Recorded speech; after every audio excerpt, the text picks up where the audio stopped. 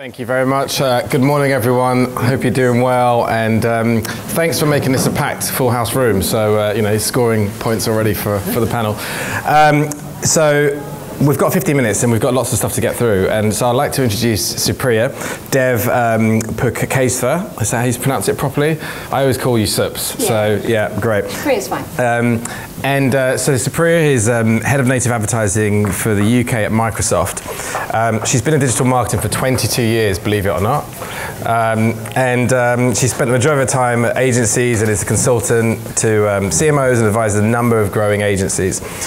An authentic leader, Supriya is passionate about breaking down the barriers of growth for people of colour and volunteers at time to support talent in the industry, and holds a leadership position with Media for All, MIFA as well. So we're going to crack into the subject, the main subject, because Microsoft has had such a transformative period of time in all our lives.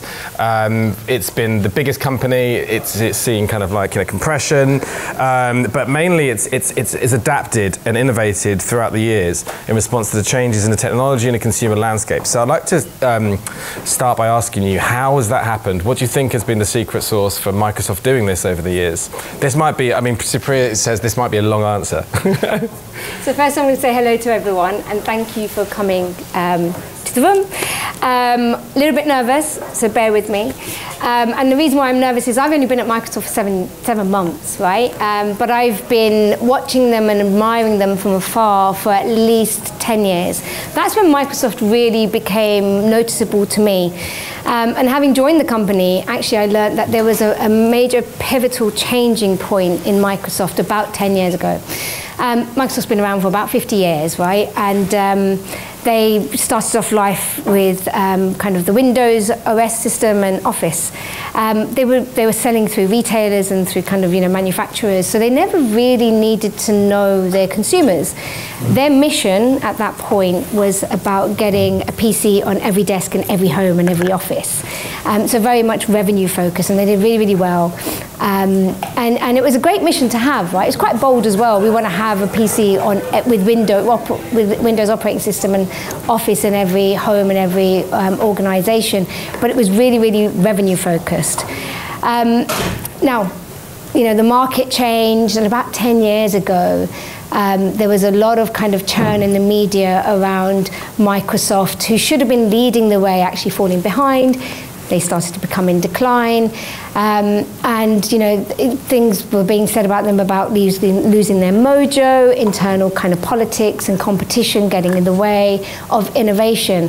And of course, you know, being in the tech industry, we all know that what matters is innovation. At the time, Steve Ballmer recognized that actually the problem was the mission. They were very revenue focused. It was all about just getting the numbers in. And he penned the second mission for Microsoft, which is actually really long-winded. So if anyone knows Steve Ballmer, don't tell him I said this. But it was essentially to create devices and services that were going to enable people to do more. And again, it was a really kind of profound mission and really big. But it didn't get too far. And in 2014, Satya Nadella was appointed as the third CEO. And there's a number of things that Satya did when he came in that made the changes that Steve Ballmer had hoped would happen. He changed the mission statement, and he changed it from kind of creating devices and services, you know, to enable people to do what they want to do, to empowering every person and every organization in the world to do more. And the reason why he did that is because he challenged the organization to actually think about, what is it that Microsoft is here to do? Are we here to just create software and devices for people to use? And when the business looked at itself and took a really close look at its soul, it went, well, no, we're not here to just sell stuff. We're here to make people's lives easier. That is what technology should be doing. And that happened at the same time as around kind of cloud computing was becoming a really big thing, and intelligent edge, which I've just really learned about, became a really big thing. And you could see that, you know, those two things were really impacting and becoming really embedded into people's everyday lives. And what Microsoft wanted to do is utilize this,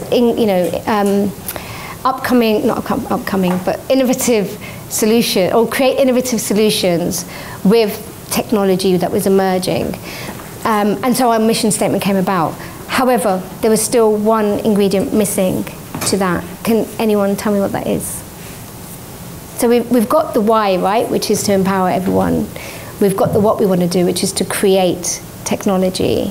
The how. Anyone know what how the how came about?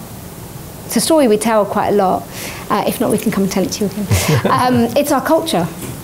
So the culture was a massive problem because we were a room full of, we're 200,000 people, so not a room, but we were an organisation full of know-it-alls. And that was becoming a barrier to actually being able to understand what it is we don't know. So we went from becoming know-it-alls to learn-it-alls. And that came about because of the growth mindset that Satya brought into the business.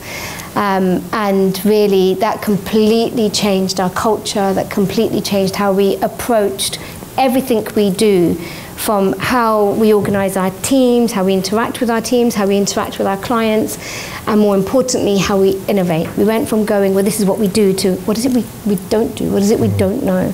Tell me what is it that I don't know. And so I'm quite comfortable now, actually. I'm loving it because I can say I actually don't know that and not feel like an idiot. Because, the whole culture in the organization is you shouldn't know everything. You can't know everything.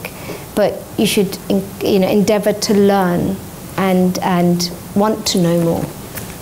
Brilliant. Does that answer your question? Yeah, it does. Excellent.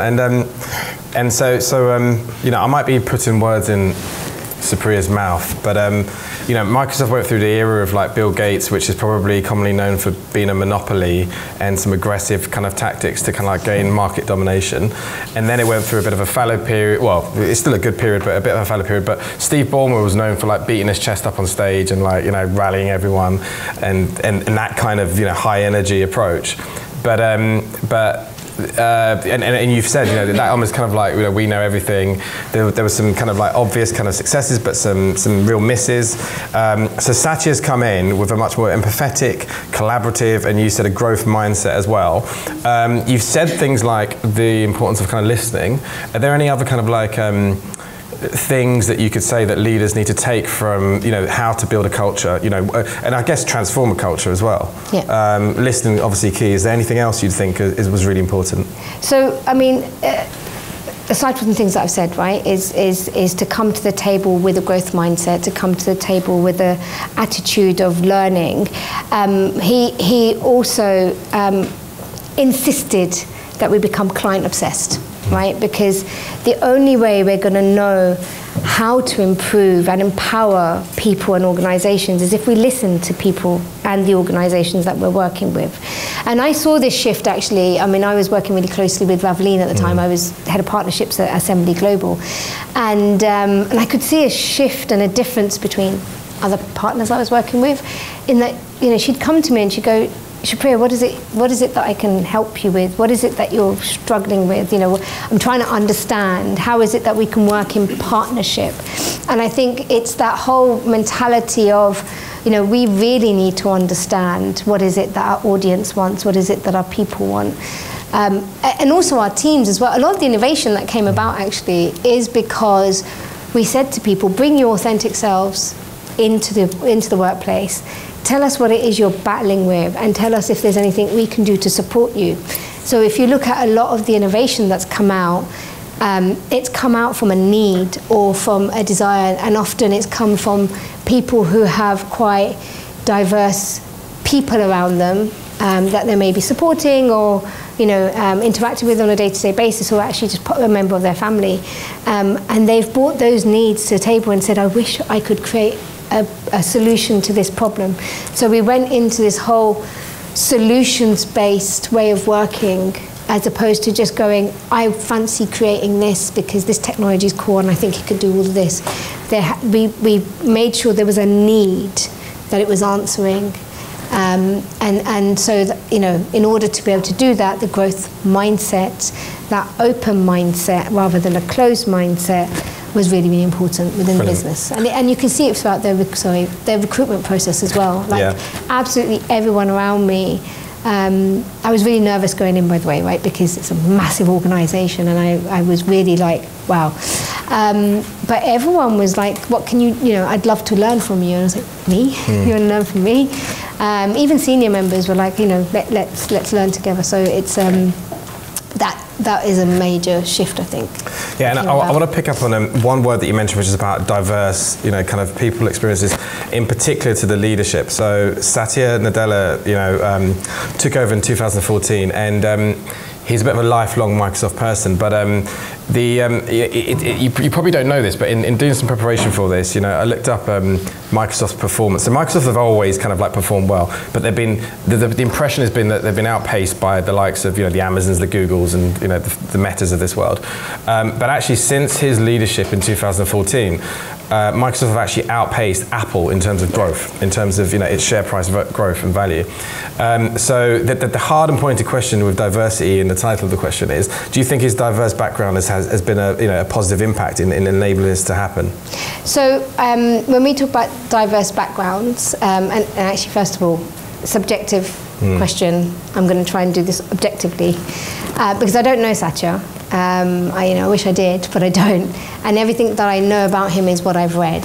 And, you know, I think it's really important to kind of unpick what makes up Satya Nadella and how he has become the person that he is.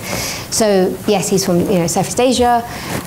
He's been an engineer at Microsoft, and you alluded to the fact that he's been there for a while. He started in 1992, so he'd been in the business for about 12 years before he got appointed as CEO, the third CEO, which I think is a massive kind of, you know, congratulations to him. But he'd been around the business for a while, and he'd seen it from multiple different aspects of the business. He has written a book, which I don't know if anyone's read, but it's called Hit Refresh, and he wrote the book after the successes he had, because he wanted to be able to give kind of insights into how he was able to hit refresh into Microsoft. What he talks about in there is the fact that he grew up in India, he came to the US, and then he also talks about the challenges he faced with his son, who does have medical challenges and medical conditions. And, you know, and I think what makes him diverse is not just him himself and his background, but more importantly, the lived experiences that he's had. And that's what I was alluding to when I say that, you know, we encourage people to bring their you know, lived experiences to the workplace, because, you know, only then can we really create solutions. So he has that empathy, he has that understanding of what people are dealing with on a day-to-day basis, and how every person is dealing with something completely different, even if you look the same.